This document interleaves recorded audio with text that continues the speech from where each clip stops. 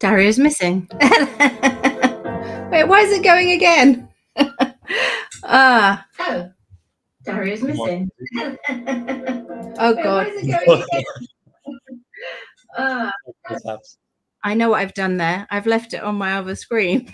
Sorry about that crazy audio problem. Anyway, I'm Izabella Kaminska. This is the Blind Spot Blindside podcast in experiment mode still. I'm joined as usual by Dario Garcia. Say hello. Hello. I think we're gonna just crack on today. Go straight in with our topics from last week. Mm-hmm. As usual, this podcast reviews the Blind Spot newsletter that happened last week and gives a few sneak peeks into this weekend's one.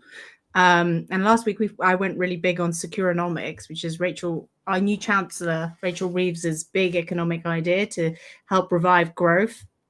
And you know what? She's only been in power a few days, and guess what? UK GDP is already growing. And we've had a plethora of, I guess, big economic names, the Bank of England, everybody coming out and saying, actually, it's not that bad now. Funny that, isn't it? It's like the Iran hostage crisis, which had been sorted out in Carter's administration, and then a week into Reagan's administration, they released the hostages, and it's apparently Reagan's doing. Yes. I mean, there's a parallel in that the kind of opposite happened in Poland, where allegedly, the Bank of England, the National Bank of Poland was very much pro the government, the incumbent government, so was giving out all the kind of supportive, supposedly like cutting rates and helping with, putting out positive economic news ahead of their election, and then they were accused of being in compliance. But it's interesting because you can also throw a match, right? So by not mentioning that the economic news is better really than people think, that is also a way of intervening or influencing the election. So it's interesting because it's called purdah in the UK, where essentially anyone who has the capacity to influence institutions that might be seen as swaying the election sort of stay tight-lipped ahead of it. But in this case, I do think there's a sort of bizarre situation where it's now suddenly the Overton window has shifted, and it's okay to talk about, the UK maybe isn't a total basket case anymore. But anyway, Securonomics, we did go deep. We mentioned it in the last podcast, so I don't want to dwell on it too much. But this is this new idea. It's very similar to Bidenomics. And it's about the reindustrialization of the UK. By a concept that is also being known as modern supply side economics, which is very different to the original supply side economics of Thatcher, but it uses very comparable language. As a result, Rachel Reeves has already been compared a little bit to Thatcher, but it has very little to do with trickle down economics. And I was just pointing out in the newsletter that it's a sort of, everybody has the same problem, which is they need growth, but they're massively constrained by the debt situation and low productivity. And whatever they do doesn't seem to stimulate the economy. And Liz Truss was her big idea was this dash for growth, which was comparable to what Edward Heath did in the 70s, when he too decided to kind of liberalize the economy maybe and go for growth with this original version of Thatcherism. But when the market when things started going badly and people it was the austerity of that move hit people quite severely. He folded and he ended up spending and that was called the dash for growth, because he decided, like, if we just like put our foot down on the fiscal accelerator, we can kind of project ourselves out of the malaise.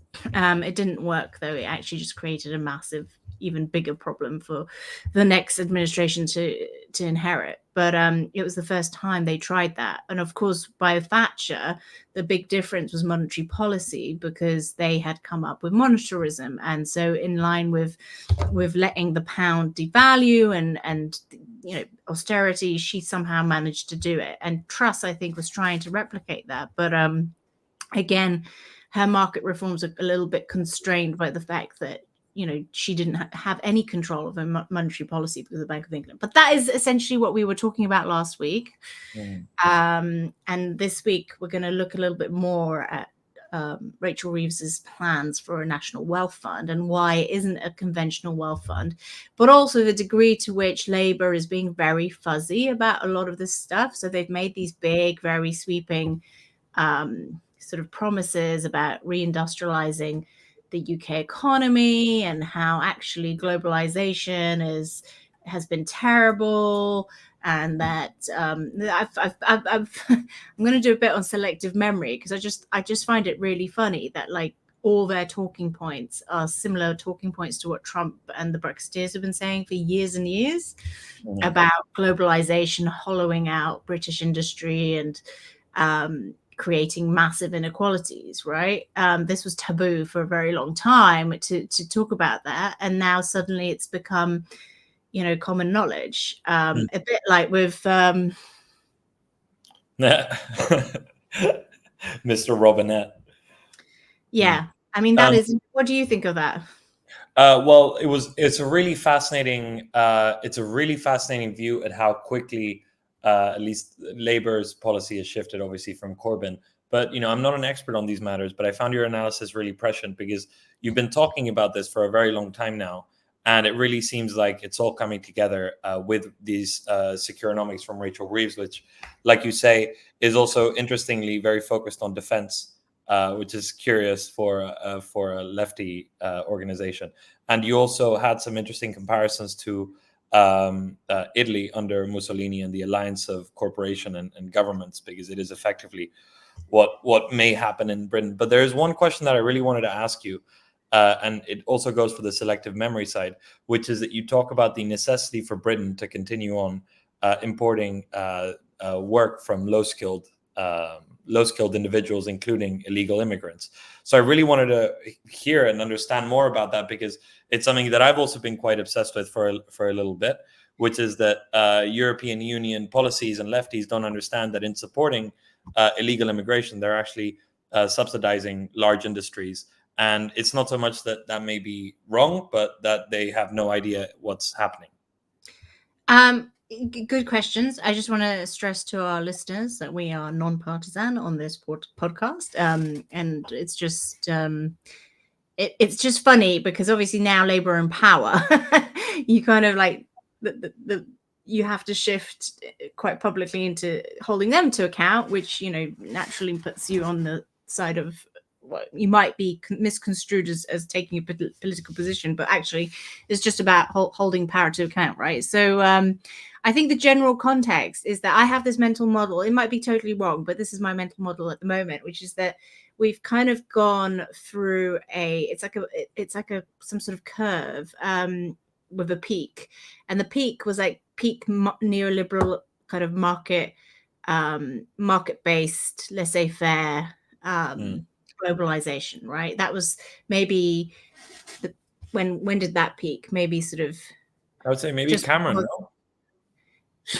No, I think it's demise around 2008. I think maybe we could call 2008 the peak globalization moment. I mean, it did continue on a little bit, but not like it was. And so all pathways up to that moment were more and more opening up the economy to market forces. That culminates in 2008, right? And ever since then, we've been sort of going backwards down the curve on the other side of the mountain, and we are regressing into the sort of post-war environment. It's like we're going backwards in time, and everything is in, you know, the pathway is you unwind globalization, you unwind market,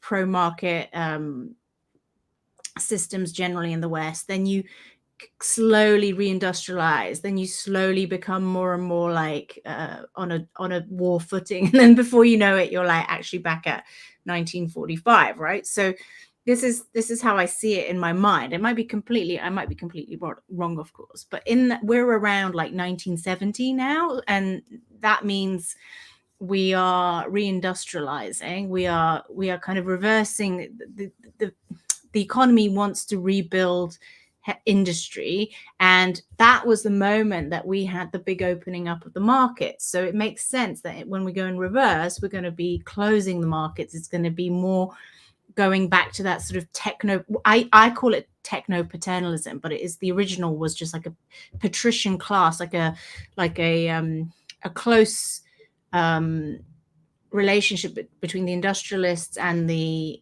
politicians. They worked hand in glove to manage the economy, and it was called Keynesianism essentially, and that was the only difference between that, say, and what you got in Italy was, I think, the post-war environment meant that it was very hard for it to go fascistic, because we'd just been fighting the fascists, and there was a sense of community and spirit, which meant that actually what you ended up with were these what I would call corporate towns, or corporatism, where the good side of corporatism, where you had, like, the corporate towns that built the Hoover Dam, and the sort of cradle to death employment structures, where you were a company man, and you would literally, the company looked after everything. You got a car, you had thousands of tea trolleys every day. These companies were not that efficient, but they had more than shareholder priorities, right? So conventionally now we operate under the doctrine of maximizing shareholder value, whereas I think in that old post-war environment, it wasn't about shareholder value. It was about these big industrialists, these patrician class families that ran the system, right? And they were conglomerates. They were, and it was very hard for them to be held to account by shareholders actually back then. So then the whole thing kind of fell apart in the 70s when you had the corporate raiders and the market forces came in and detangled all these companies. So that's how I see it. And in that context, I think where we are going is, well, we're becoming more and more like China. But for us now, the question is, can we go down that pathway without becoming China, becoming too much like China, or becoming too much like Italy back in the 1930s? Because I think when you go in reverse, you don't have those social cultural norms that allow you to sort of be immune to the worst possible authoritarianism out of those corporate structures, because it is kind of like a caste system, or what you might call the Brave New World system, where you have the technocrats at the top who know best for everybody, and then different levels of labor contributing from, like, I can't remember the different classes of labor in Brave New World, but there were the epsilons at the bottom. And this comes to your point, like the epsilons. Where are we going to get the epsilons from? Because there aren't, we have an aging society and we don't have enough people. How can we compete with China? China is clearly kicking our ass when it comes to sort of EVs and its industrial policy. So there are only two ways. We can either automate our way out of that competitive issue, or we have to throw cheap labor at it. But where do we get the cheap labor? And the cheap labor, and there's one obvious place, which is migrant labor. And I was quite surprised when I started looking around, and I was quite at the data, and I was quite surprised to see how profitable the ICE centers in the US have become, these internment camps where migrants are kept. That is fascinating.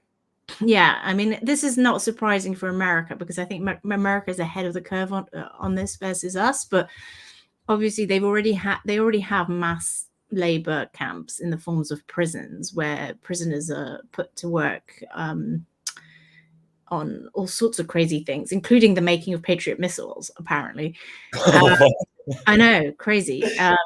And so privatized prisons in the US are incredibly profitable because they're basically cheap labor camps. Mm-hmm. And then now you have these internment camps where prisoners, where migrants who are held there, they're illegal, they have no rights, they are able to work extra hours to get like small luxuries within the internment camp, and it amounts to free labor, like slave, like way below minimum wage, and those centers are very profitable as a result. So the question is, to what degree is this like immigration flux? Is it that migrants are coming and realizing that they're going to end up in internment camps? I mean, the only comparable time in history where this has happened is in China, when you had the rural masses migrating en masse into the urban centers. And there was such a massive migration that they had to put in migration controls. But this is also where China got like its upper hand in terms of sweatshops, because these people could be, for them, the trade-off was, well, we could live in the countryside and face potential starvation because the crops will fail, or we can go into the urban centers and at least we have like free meals, or 3 meals a day, and we work hard, but it's it's not that much harder than working in the fields and then starving. It's really interesting that you say that, because it brings to mind actually a few anecdotes that I've been collecting over the past few months that precisely brings up those two options in Europe, which is immigrant or undercosted labor that comes from prisons, or this bottom layer of society, and the potential promise at the end of the tunnel of automation. The first one is I've written about this on the Blind Spot, which was my friend who ran this vegan cheese company that competed with normal cheeses and won. So they're actually very smart and they can craft a very good, solid vegan cheese. And I tasted it; it tastes great. But the only way that they could become profitable was by having prisoners in the UK make the cheese. So this friend of mine, who's extremely left-wing, was very, very positive about how she'd insisted that the factory had to have windows. And she was so proud about this achievement that the factory had windows. Your friend who makes vegan cheese employed prison labor in the UK to do it? Still employs prison labor because it's cheap, because she can pay them like £4 an hour or something. This is fascinating. This is incredible, no? But again, like for me, it's like happening in plain sight, and we do not see the hypocrisy. There's another one also. Oh, go on. Which is that there's a very big, and I haven't discussed this with you before, so I don't want to throw stones at people's houses, but I know that there is a major European luxury bags manufacturer that is employing illegal Honduran and Guatemalan migrants in southern Spain to manufacture their luxury handbags. And that's a fact. And, it's another one of these things. And they say made in Spain on the label. And so it sounds like it's made in Spain, but it's actually made with legal labor. And there's a last anecdote, which is the promise, which is that the other day I had to print a 3D printed part. And I went online and I found some 3D printing shops in Barcelona, because for some reason Barcelona has a lot of them.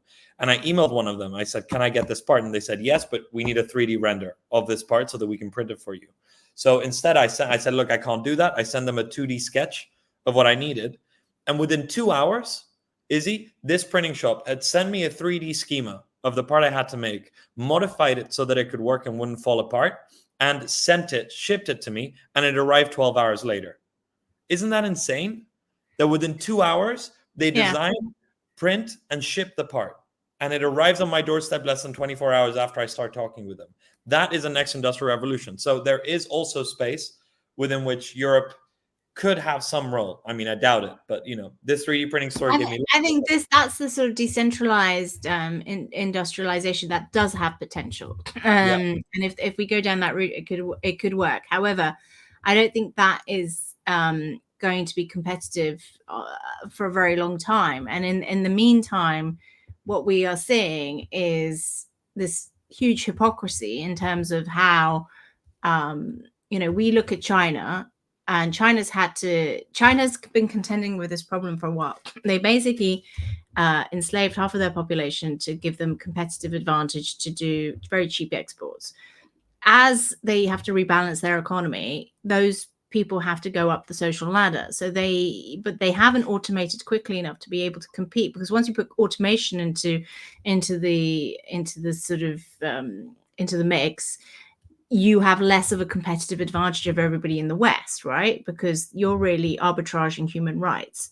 And so they've ended up, we in the West would say the Uyghurs have been put into slave labor, as they've, like with the Romans and ancient history, Greeks, whatever, you enslave those who are not like you, right? That is the first course of slavery, right?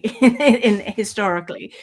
And so the Uyghurs are being, if you speak to the Chinese, they would say that these are rehabilitation centers, re-education. We're trying, if not, there'd be terrorism risk, that extremism risk. We're trying to assimilate them into our culture, teach them Chinese, whatever. At least, the only real difference is that the Uyghurs are already in China, right? So it's more, and what they're doing to the Tibetans as well. It's more them pushing into territories that have already had these cultural norms for a very long time. With us, it's a little bit, the only upper hand, moral higher ground that we have is that the migrants are coming voluntarily, supposedly, to us. So we're not having to, enslave. Well, we're not going into their territories and enslaving them, right? That's the only moral high ground that we have.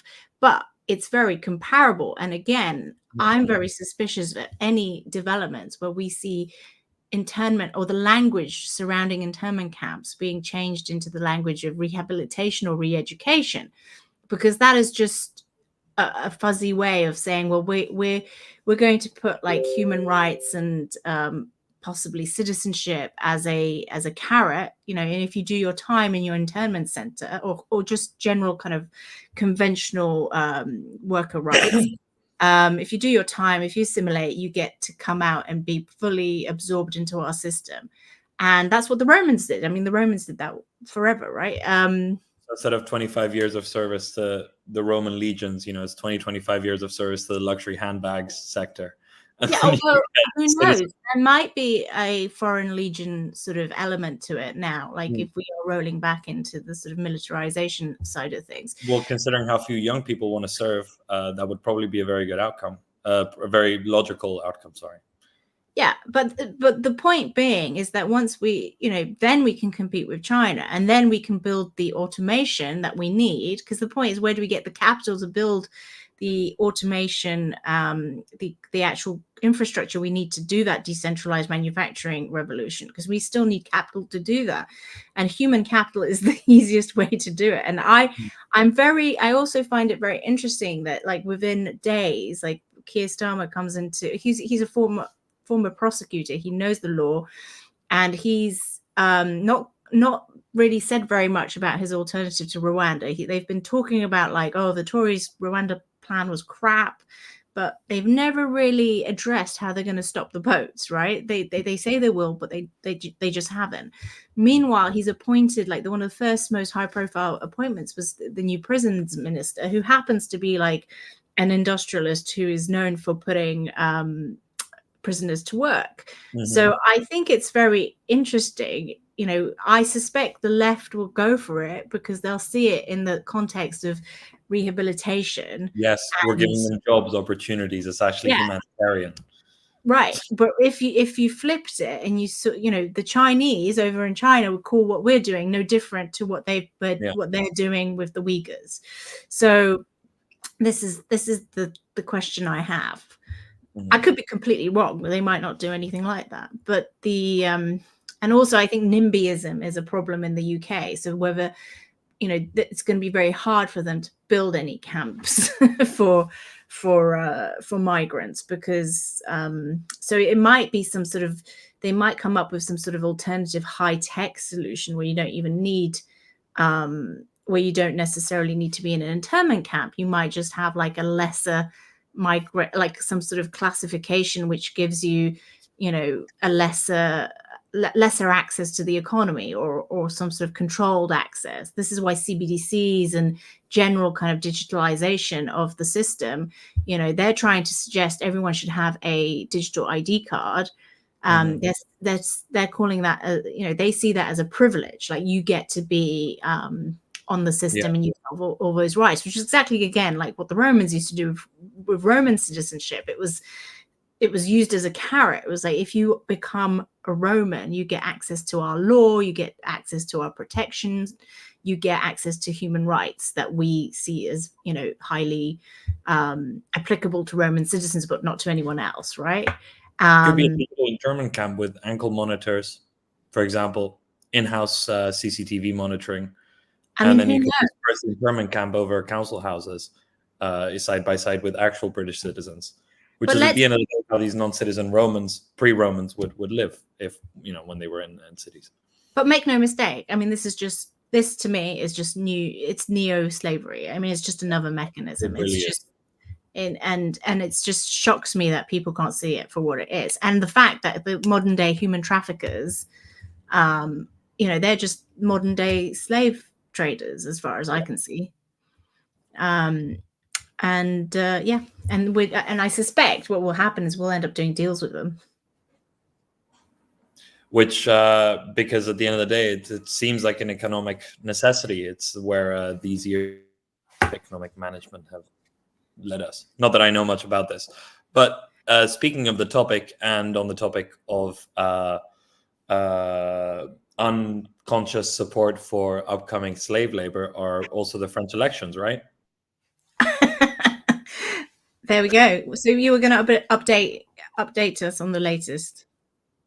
So the latest in terms of news is that, interestingly enough, Minister of the Rassemblement National, so Le Pen's party, on Thursday came out and said that they would not immediately censor, so call for a motion of censorship against a Popular Front-led government. And that seemed really interesting, because what is the far right getting in bed with the far left? And that upset quite a lot of moderate and right-wing people online on Le Figaro comment section, which is the right-wing magazine in France, until Le Pen came out and said, no, we will definitely censor them. No matter what policies they come out with, no matter what government they come out with, immediately we'll get against them. So it seemed like the whole French system went up again in shock, and now it's come back down again after Le Pen's comments.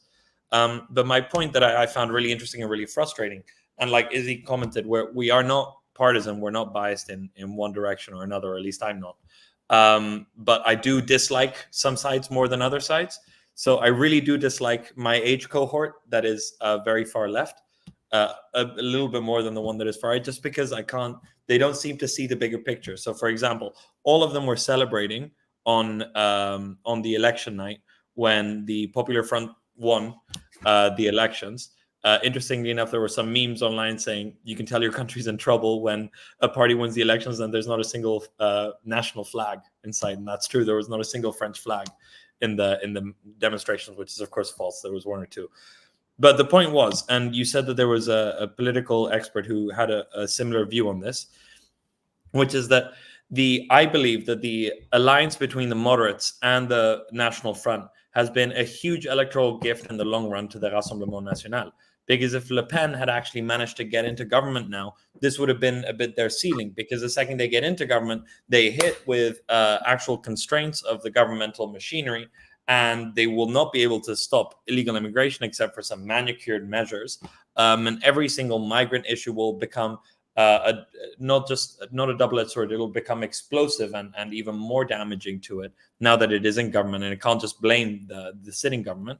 And so this would have been the peak, I think, of the Rassemblement National, and it wouldn't have gone beyond what is now the 40% of votes. However, by Macron allying with the National Front, who is supposed to be an anti-establishment, hard left party, right, that is an insurgent party, it is essentially given credence to these arguments that you see all across the world on the right, which is that we are a silent majority, right? We are a silent majority. The government's in bed with communists and cultural Marxists, and they want to exclude us because they're afraid of the working class, blah, blah, blah. So I don't think these arguments are, of course, valid in any sense, but the moderates and the far left have just given Le Pen's party carte blanche to make these arguments and sound factual, because that is in effect what has happened. So I think that even though Le Pen will not survive very long in government once she eventually gets there, the ceiling has been raised, so that there may be a lot more votes in the next round for Le Pen. No, I think there's some logic to that. Although I find it very interesting how nobody is currently really pushing that analysis. I feel like it's like, I mean, controversially maybe, but I feel like something weird has happened psychologically again to what you might call the mass perception of the system, which is that there's this hyper enthusiasm now, because whereas leading up to all these elections, there was this Project Fear stuff, like, fear on all media, fear, terrible, economy crap. Everybody's, don't do this because it's just going to get worse. Now I feel like somebody has just sent a memo to everybody going, hyper enthusiasm everywhere, please. And so now everything is being spun in a positive way, apart from like the right wing, which is now kind of like obviously freaking out a little bit, but not like, I would say, to the same level as when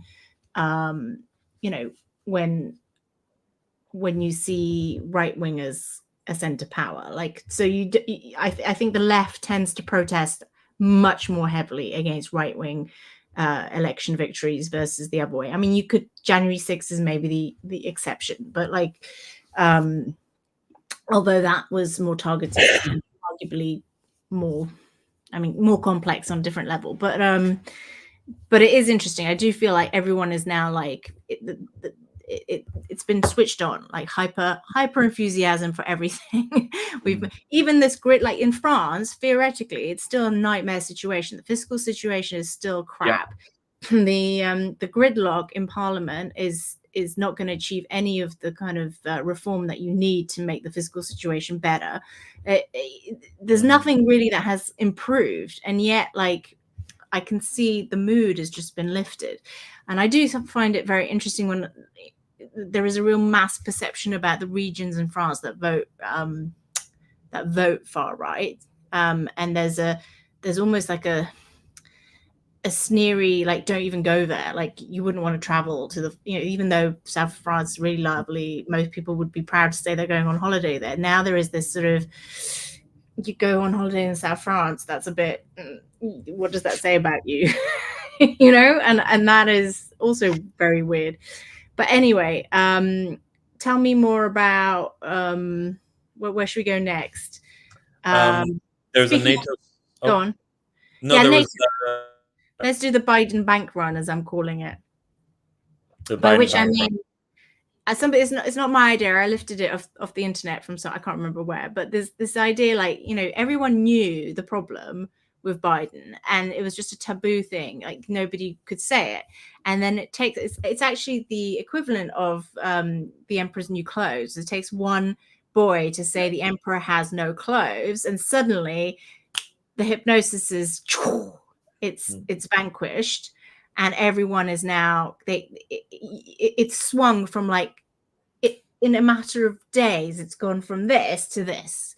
And it's such an intensive swing, and it speaks of the psychological power in play in terms of the media's.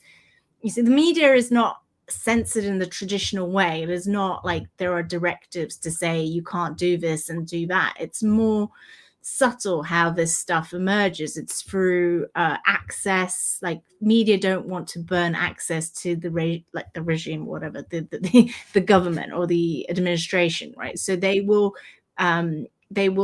volunteer to follow protocols or whatever the handlers of Biden would expect, to max it to ensure the media coverage is as good as possible, right? So there are these behind the scenes deals that are done, and that is how it happens. It's not like enforced censorship. It's more like if you don't comply, you don't get invited. And that's why why they were, I suspect people just didn't want to speak out of turn, because if you are Washington correspondent number 1 or 2 and you say something that makes you get ejected from the press room, you can't do your job anymore. So that is how it works, I would say. But it's amazing to me that small room of that still, despite all the decentralization of the internet, that the mainstream can still maintain the illusion. It's like, I don't know what the comparable thing is, like psychologically, when I think it reminds me of like President Xi in China again, where again he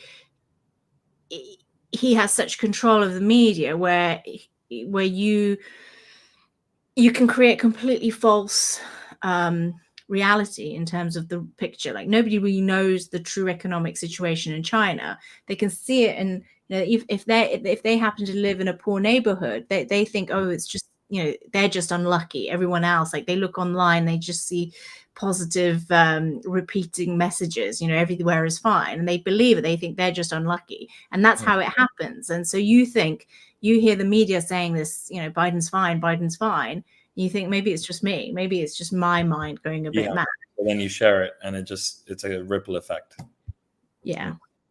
Well, on the other, aside from the hilarious gaffes, like calling President Zelensky President Putin and his great vice president Donald Trump, there was the more worrying comments of, I think it was Keir Starmer, who said the British-made Storm Shadow missiles could be used to target Russian infrastructure inside of Russia, which would constitute a major escalation.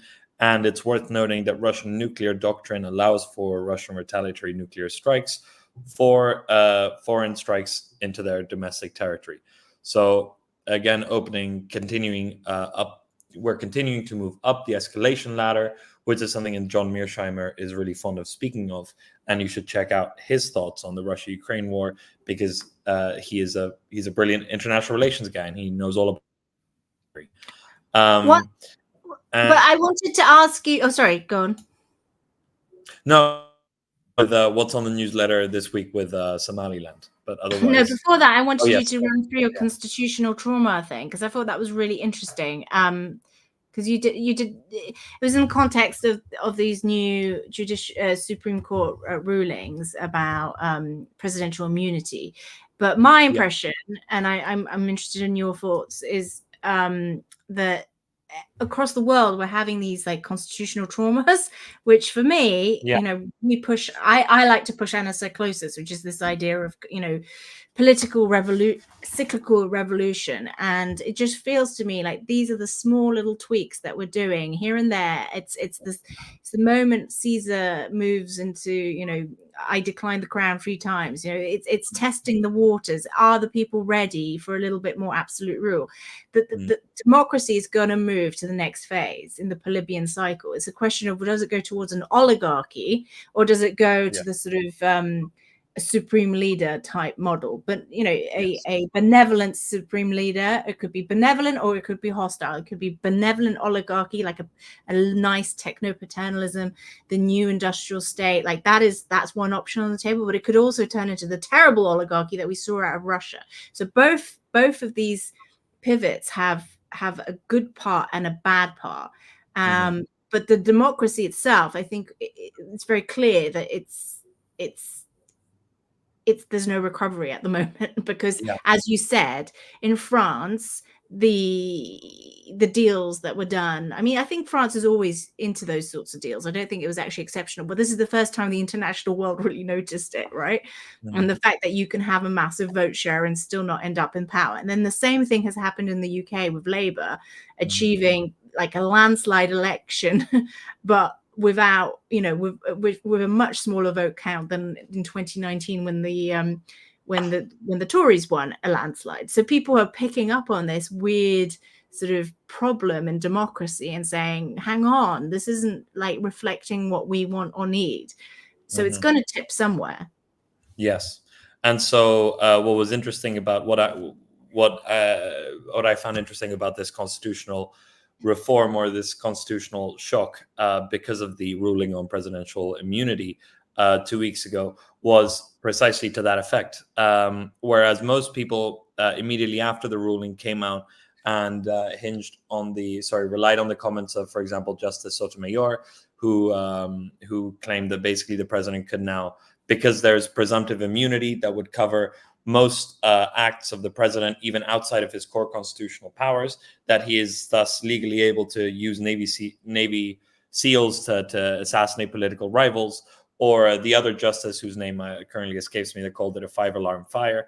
But slowly there was this trickle in of other legal scholars who opined that actually this ruling was nothing other than the continuation of an expansion of executive authority that actually started under the democratic leadership of Roosevelt when he was trying to pass the New Deal, and the Supreme Court kept on putting obstacles. And Roosevelt, and basically the way the Constitution is set up, and thank you so much, Tim Ferguson, for filling me in on this, because there's no way I would have really clocked onto this, is that even though the Supreme Court decided for itself that it could rule on constitutional matters in Marbury v. Madison, I think it was, in the early 19th century, there is something that is unspecified in the Constitution, which is the packing of the Supreme Court. So how many justices can the executive name to the Supreme Court? And so Roosevelt basically says, hey, look, if you keep on blockading my deals, I'm just going to pack the Supreme Court with friendly justices and overrule you. And ever since then, that comment has apparently hung over Supreme Court decisions, which is why they have been slowly but surely favoring an increase in role to the executive branch of the United States government. And so what I ended the article with, and it'd be great if you guys actually read it to give me your opinions, because like I said, in all of these things, I'm not an expert, is that there are basically two ways that this can go. It can go in because the way the United States is now, it's really at a late Republican moment. There is this upheaval in society, and it's cleaving into very separate preferences and visions for the future. And so you have Cato and the conservatives, and the Pompeians, right, who want to restore the conservative order at all times, but that's actually a covert way of continuing on the aristocratic dominance of the economy through slaves and free bread to compensate for the fact that Roman laborers can no longer earn a living, and it's all done by slaves. And on the other hand, the Caesarians, who, even though they want to completely uproot the legal foundation of the Republic, they actually want to serve the people of the Roman Republic more. And so what I think the Supreme Court judgment is positive is in the sense that what it shows is that perhaps the United States can adapt itself not to a Caesarian figure, which was ultimately very destructive because he was so naked in his quest for power, but for an Augustine figure, for a figure like Augustus, Caesar's heir and nephew, right, and legal son, who usurped power in an informal way by getting Roman senators to heap on him informal powers and some kind of formal powers that kept the illusion of the Republic and its laws in place, while actually getting a personalized oomph into certain sections that are really needed, like direct control over Egypt, direct control over the frontier regions. And I think this is something that's going to be very necessary for the United States to continue projecting its power onto the globe's and of course stage. That is, I completely agree with that. And but it reminds me of Putin, doesn't it? Like Putin has also came out the chaos of the collapse of Russia, where oligarchy completely went nuts. And he made that social contract with his people. He was like, as long as I keep you fed, as long as like the economic situation seems to be going up and up, you give me informal, like we'll play the like illusion of democracy, like we'll maintain the trimmings of Russia being a democracy. I mean, you and I know that I'm the one really in power, and I'm going to be there forever. And I'm going to have a successor, and who is going to be, and it's actually so interesting because like Augustus, obviously.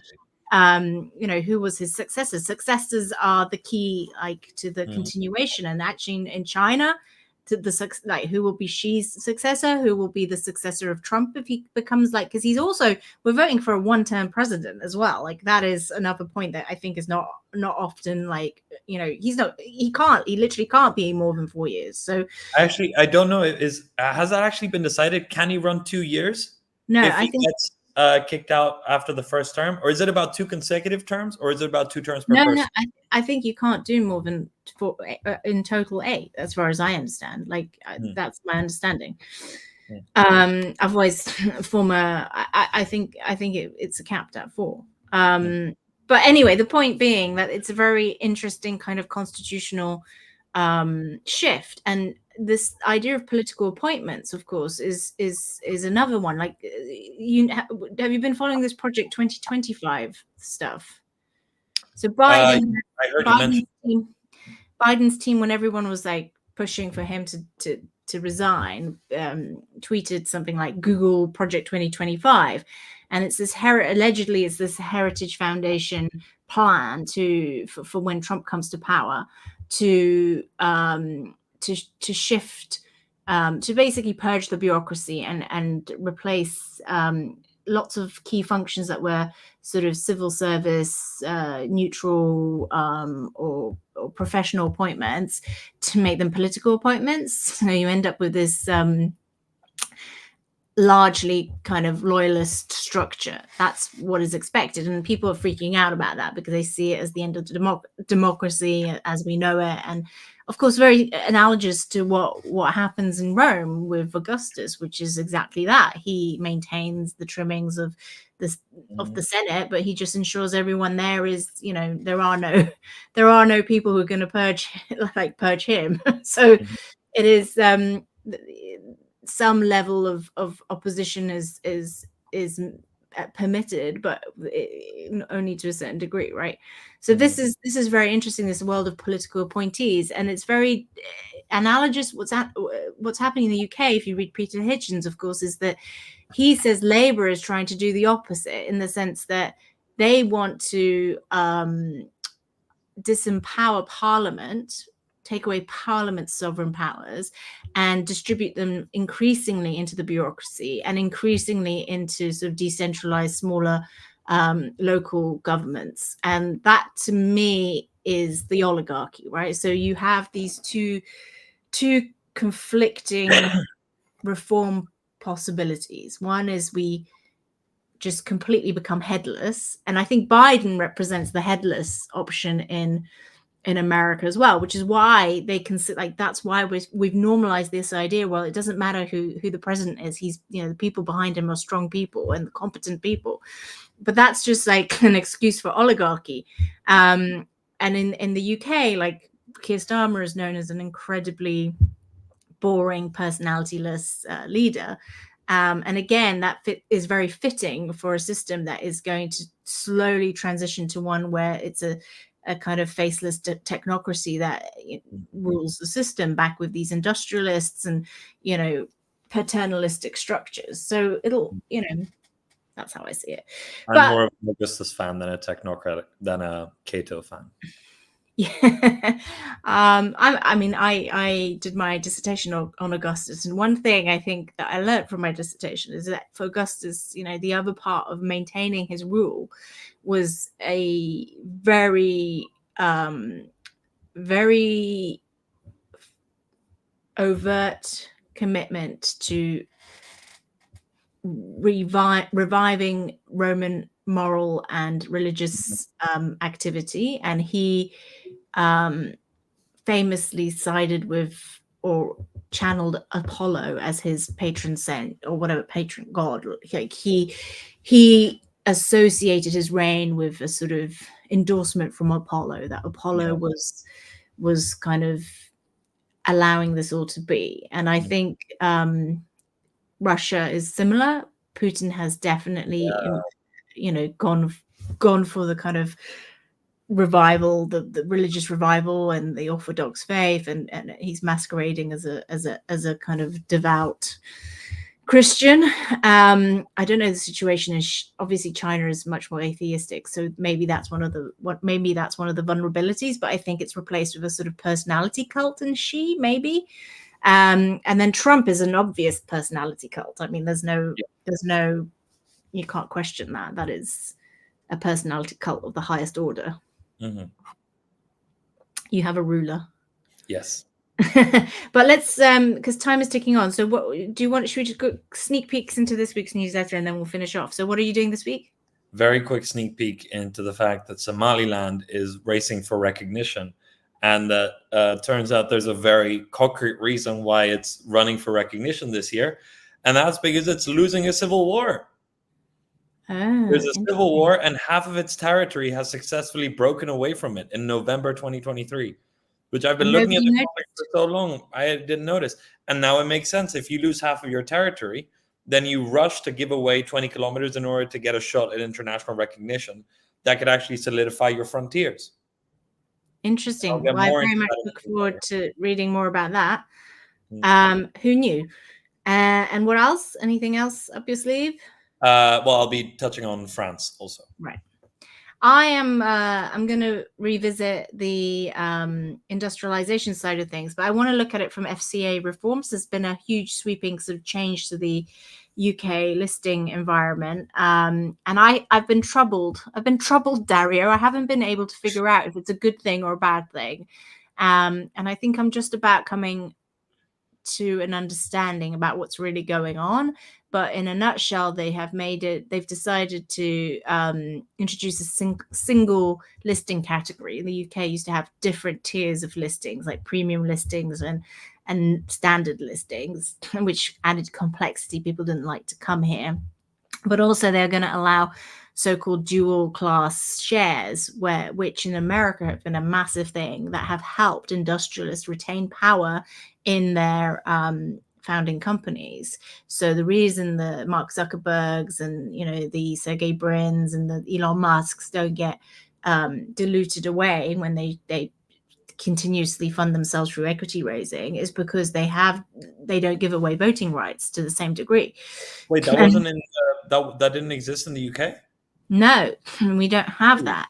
And that is why, and so this is a big reform. And I think that is quite interesting because it shifts the power from the shareholders back to the kind of management and to the founders. And it allows for these corporate, corporate aristocracies to reemerge in the system, right? Because you will now have generational wealth again, because you can't get watered down of whatever happens. And the other thing they're going to make they're going to make it easier to do related party transactions, which again, you see, back in the day, like in the original techno structure, it was quite cartelized. You know what I mean? Cartel. And so this will also be now easier to do. It's all, but the way it's being presented is like, oh, it's going to be great for M&A and this is going to make us more competitive. I'm not yet sure if that's the case. I think it's kind of like, these are the reforms we need to allow for, essentially, shareholders' protections are going to go down the toilet in relative terms.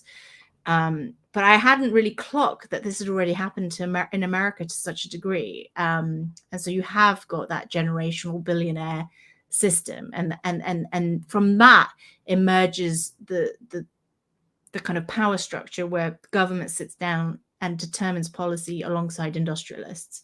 Mm-hmm. Because it's the industrialists who have like incredible control over their companies, who can change the system, and they become mission oriented. This is the fundamental shift in the labor perspective on everything, is that industry, the economy will be mission oriented, and the mission is not just shareholder value, it is something else, whatever the national interest is, right? So that's what I'll be looking at. Mm-hmm. But thank you very much to everybody who's been listening. It's been very exciting to have some comments. So thank you for tracking us. We better sign off so we can actually do some work. But thank you very much, everybody, and see you next week. Thank you. Bye.